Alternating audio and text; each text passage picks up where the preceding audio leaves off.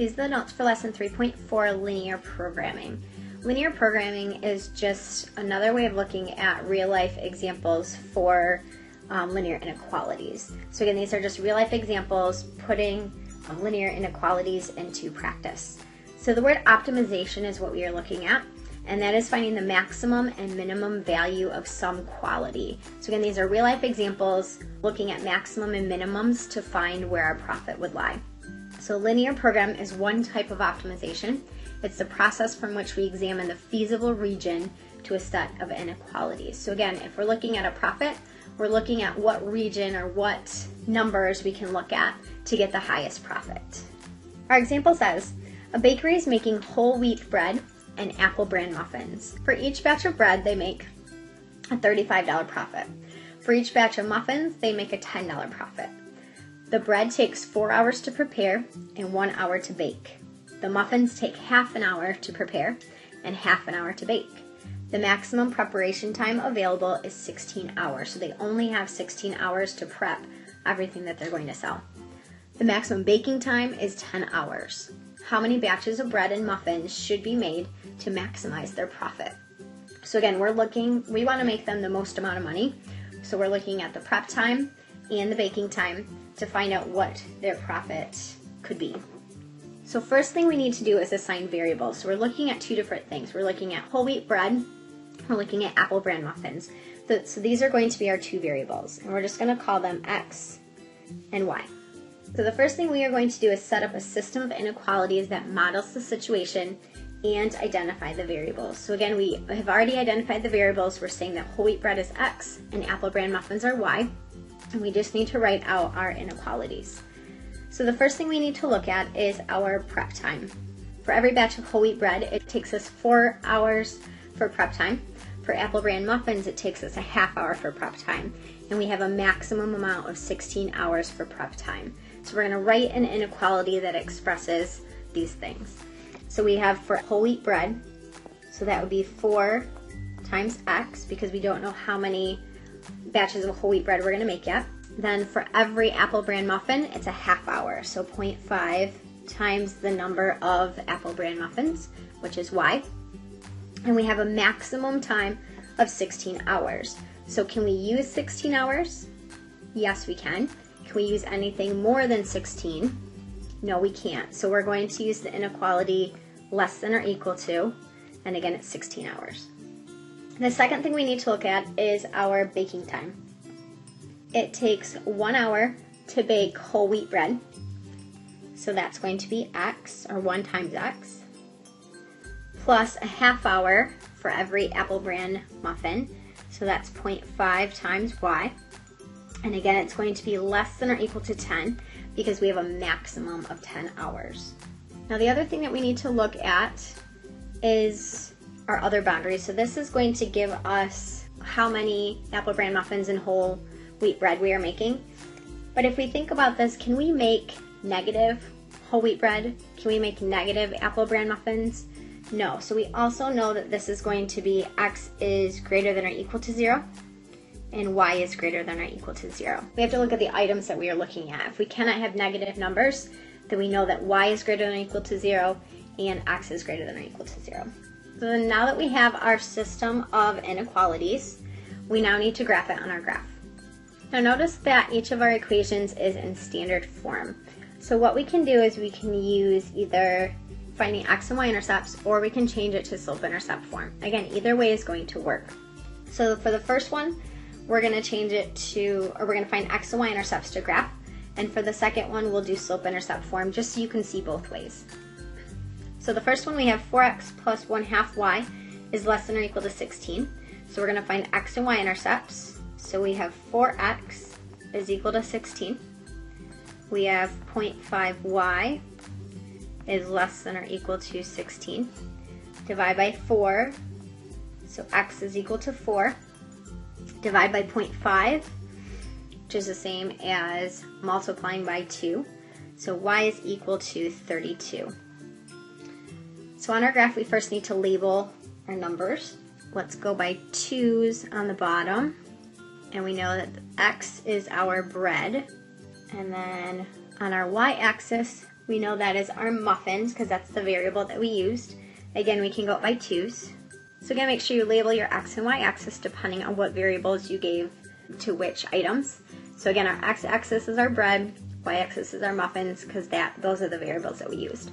And again, make sure that you label your numbers as well. So again, we're going to graph our x and y intercepts. So x is 4. So on our bread side, we're going to write 4, go to 4 on our x-axis.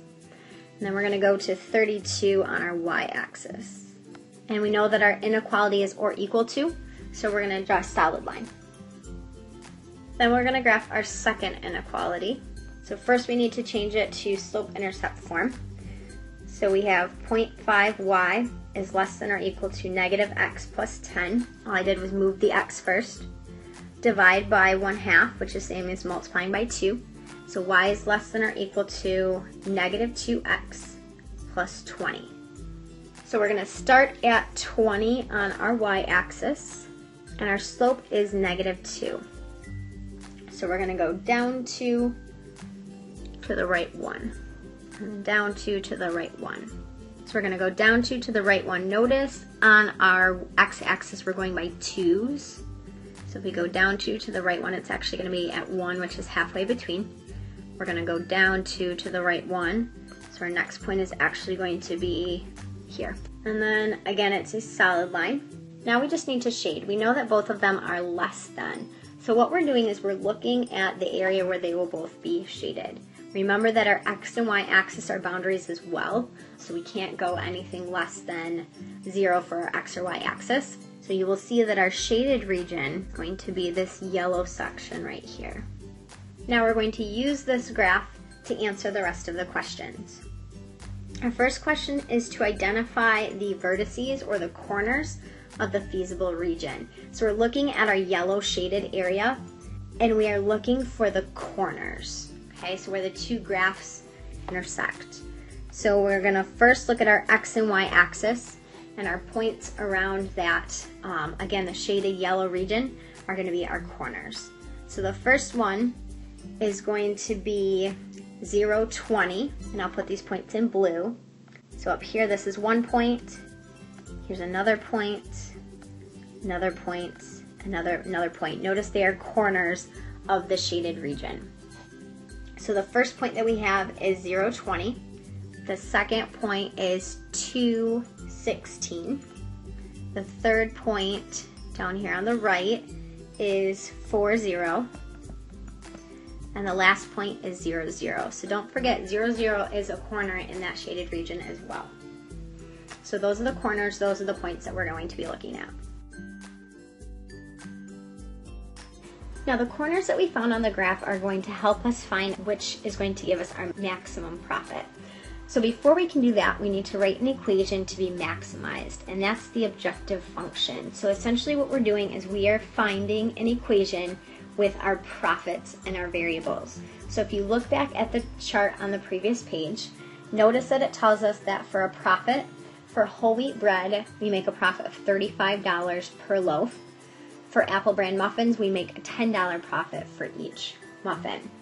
So what we need to do is write an equation to find our profit P. So our profit P is equal to $35 times the amount of the whole wheat bread that we make, which is our X. So this is going to be 35X plus $10 for every muffin, so 10Y. So again, we take our numbers for our profit, and that's how we get our equation. So then the last part says to apply the linear programming theorem, which is the corner point principle, and interpret the results so that the owner of the company knows what to do, and explain your answer. So this is where we look at each of our corners. So we said the corners on our graph are 0, 0, 0, 20, 4, 0, and 2, 16. Again, those are our blue dots around the shaded area. So now we're going to take each of these coordinates and plug them into our profit equation. So for 0, 0, again remember these are x and y coordinates. So 35 times 0, because x is 0, plus 10 times 0, which equals $0. So they'd make a $0 profit if they made 0 of both. And then we'll plug in 0.20. So 35 times 0 plus 10 times 20. 35 times 0 we know is 0. 10 times 20 is 200. So this is a profit of $200. The next one is 40. So 35 times 4 plus 10 times 0. 35 times 4 is 140. So you make a profit of $140. And the last one, 216. 35 times 2 plus 10 times 16. And that will give us a total of $230. So again, we're looking for the maximum profit. So we're looking for the highest total, which is going to be our $230. So then we have to explain what this means. So essentially they would make a profit of $230 if they made 2 batches of bread.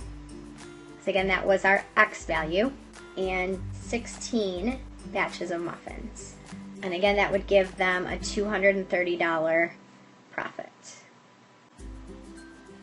So again, we use our inequalities to see where our shaded region is, and then we use each of those points or corners on the shaded region to see which one would give them the maximum profit.